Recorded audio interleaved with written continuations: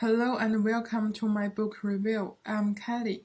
Today I would like to introduce a book entitled The Future of Leadership Development, Subversion and the Impact of General Traits, written by Carola Hick.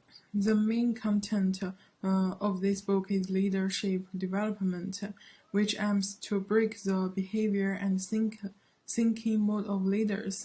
This book analyzes the development of leaders, criticizes the future development of leadership, and put forward suggestions.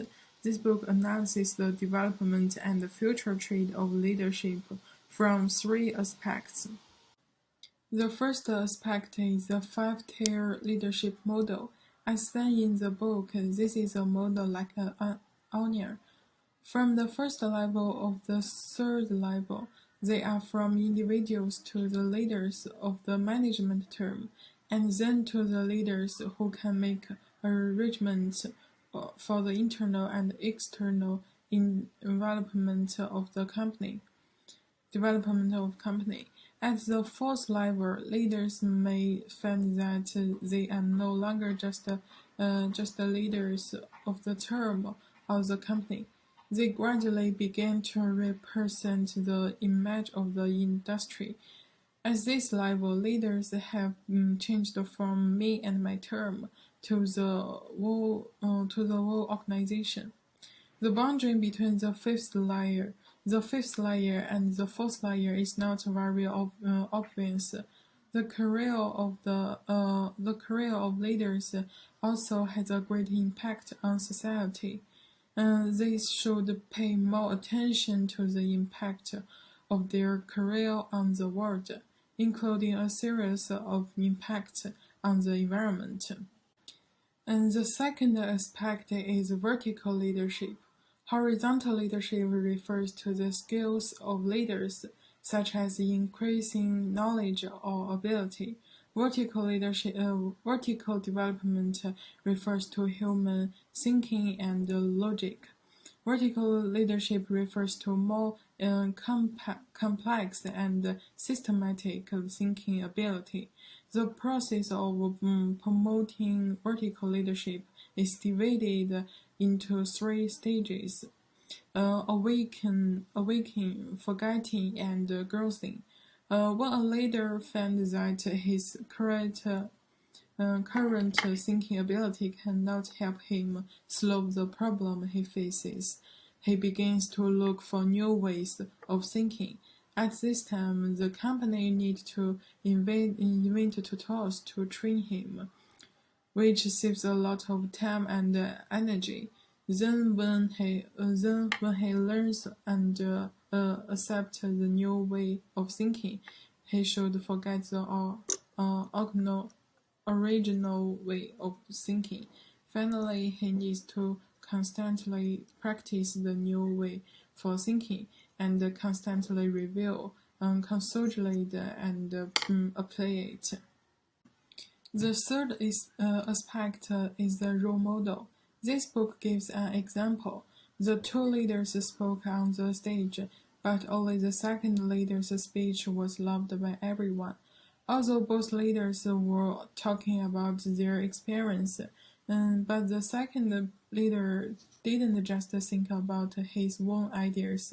After carefully listening to everyone's problems, he established a harmonious relationship with everyone with his true feeling. I think there is still room for improvement in the book. The first is training of vertical leaders.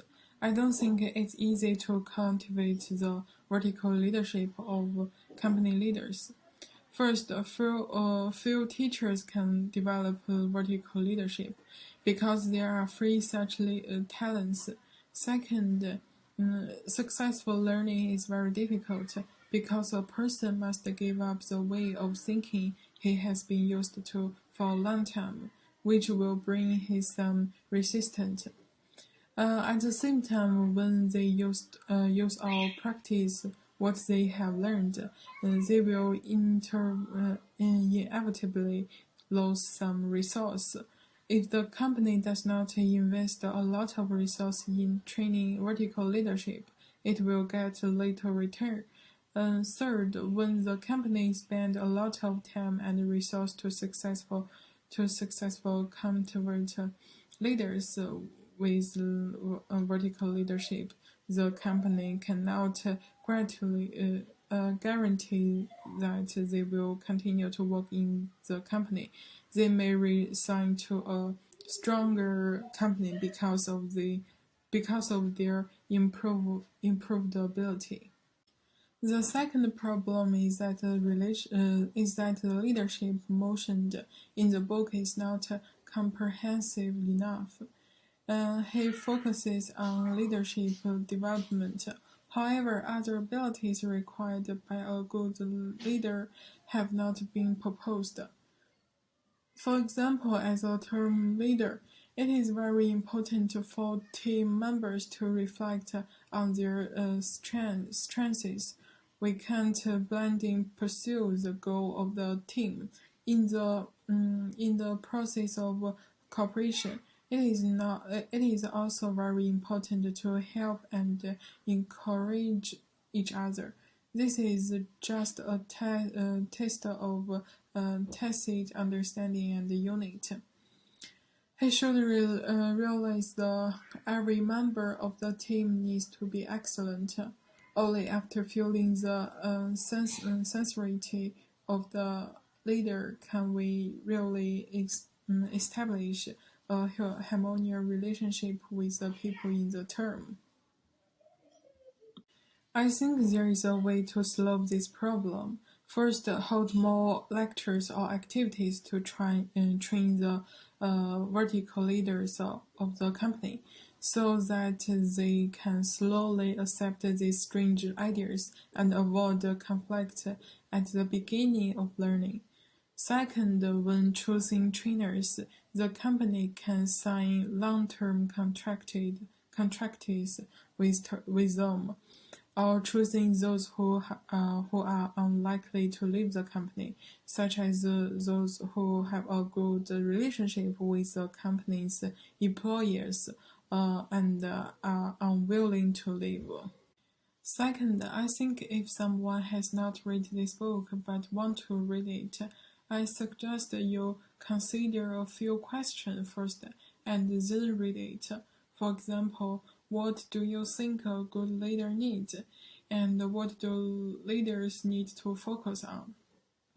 Third, after reading this book, I thought of a movie called Inventors, which shows Mandela's five E principles as a leader. They are invention, energy, execute, energize, and enable. Almost invention correspond to the fourth and fifth of the 5 layers of leadership in this book. The protagonist sees the political value behind rugby and the World Cup and makes a series of plans, which is the key reason for this success. As a person who has read this book, I want to make some suggestions. First of all, before I read this book, I think as a leader, I need excellent ability and thinking abilities, but I haven't thought about how leadership develops. After reading this book, I understand that after the leadership has gradually developed to the strong level, I still need to logically change my thinking and continue to develop. It is not just that if you do better in one area than others, you can become a good leader. Okay, that's what I'm trying to say. Thank you for your watching.